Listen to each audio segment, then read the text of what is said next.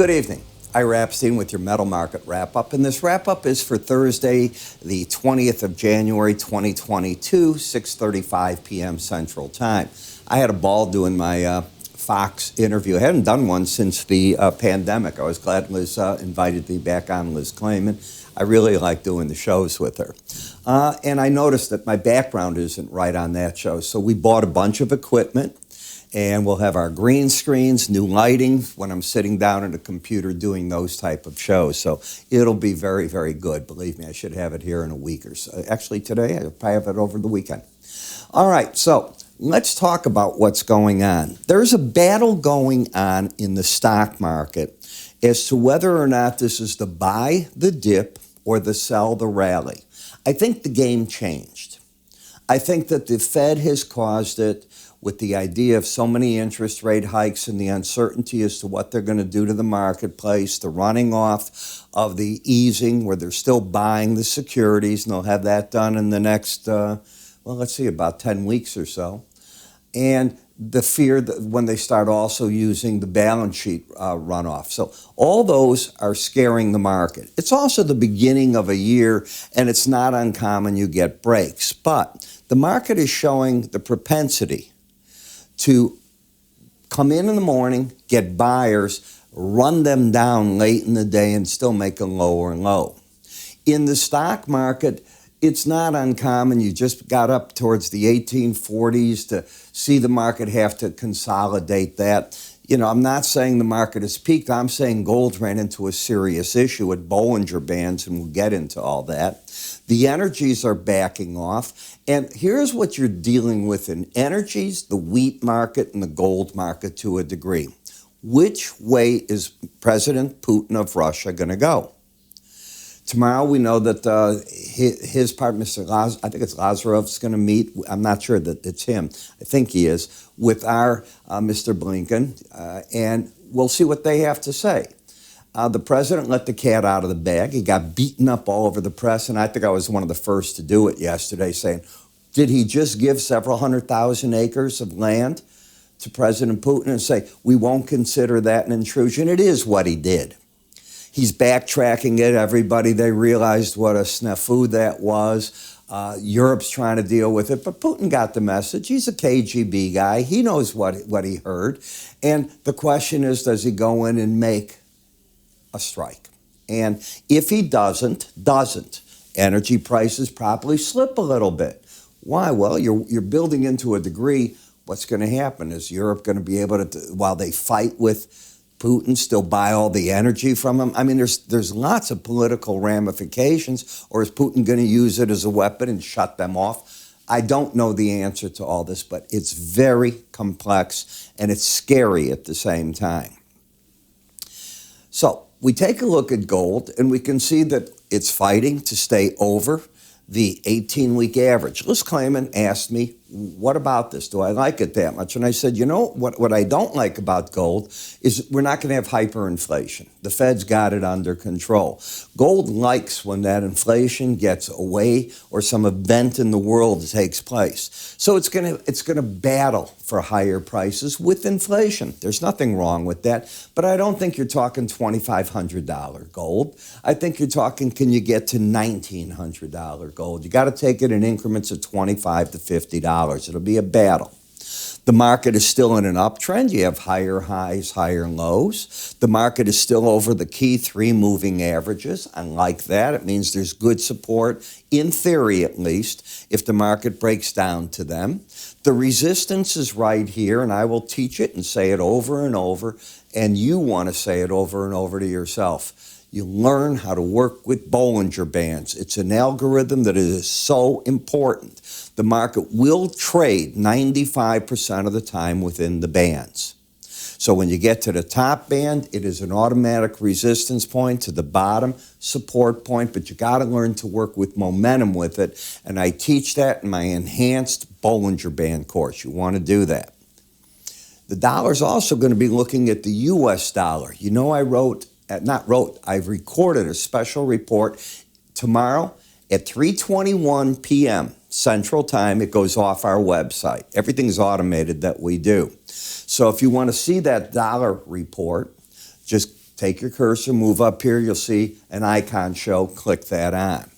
So we're at a resistance point in the market and you're overbought. I can understand gold backing off here.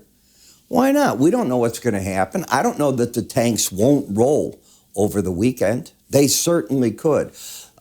President Putin has waited for the ground to freeze. I've been writing about that since November when he started placing all the troops on the Ukrainian border. He's got the weather he needs. If there's no movement, NATO's saying, no, you're not going to tell us what to do, and NATO better do that.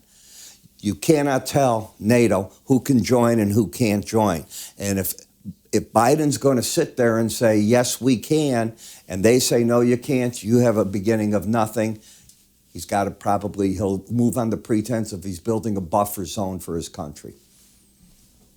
In any case, you can see what's happening with the gold-silver ratio. Why? Why silver stronger? Here's what I told today on Fox. My answer was, I think that no matter what happens in that, as the Omicron wears down, and we're peaking in many parts of the world on this now, people, as they get back into the spring, 10 weeks away, 12 weeks away, right? It's not far away. Factories are going to hum. People are going to want things. I think the industrial metals are going to be in good shape. Silver is not a precious metal. Silver is an industrial metal. It's used in electronics, battery. I can go on and on. It's just used in everything there. I do think it's too high. Where did I tell you I thought if it rallied just the other day? I said if it's going to continue to rally here, it probably goes to the 200-day average. Set it right here in this, but watch it. That's a big resistance point.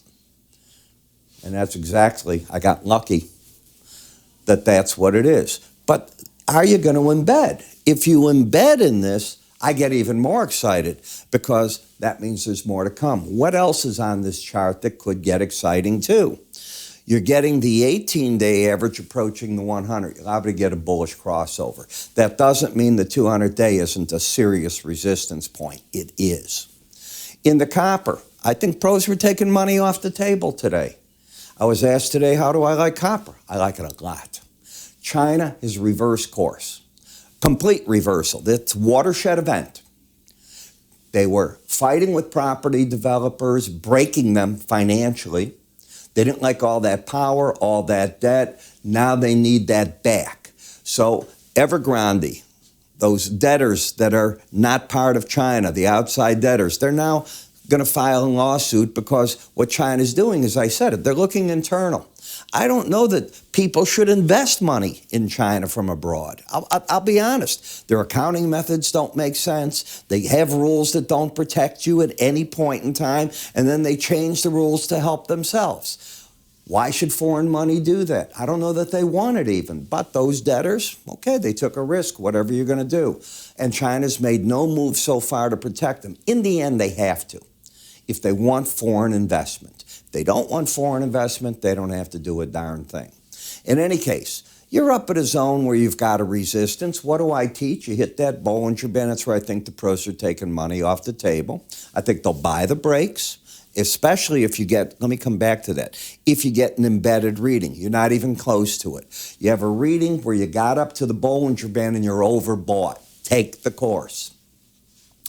In the platinum market, the market's over the upper Bollinger Band. You take ownership. I teach my traders, no. Is it a bearish sign? Absolutely not. But it's not a sign to own it, in my opinion.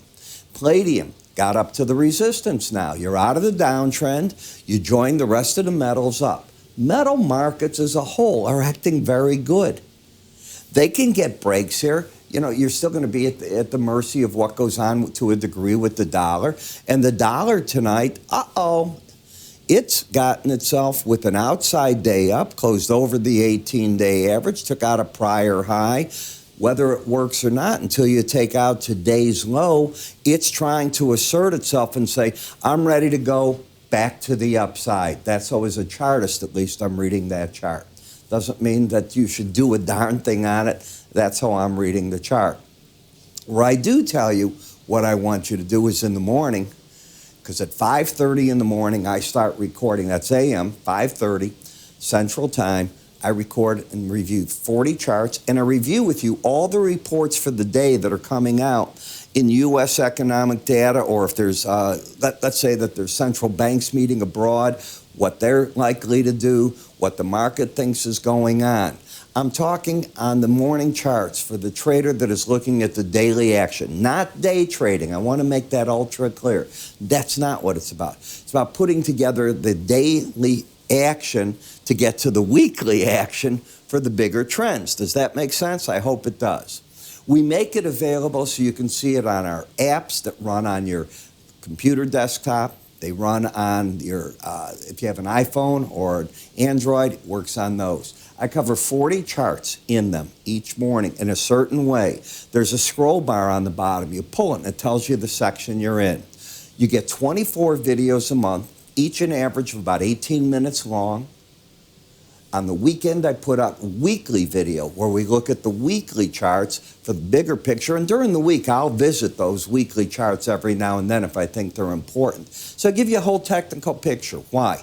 I want to be the guy you wake up to in the morning. Nah, we didn't sleep together, but I want to be the guy you wake up to and say, you know, he makes a lot of sense on his charting. What's he thinking of this market, that market? And that's the fellow I want to be. It's not expensive.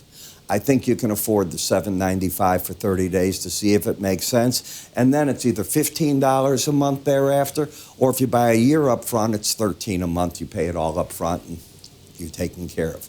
You'll find you get an awful lot for the value. How do you get there? Go to iraepstein.com under the word market research. Do we understand that? Market research. Once you're on the website, and away you go. I'm Ira. You have a good day.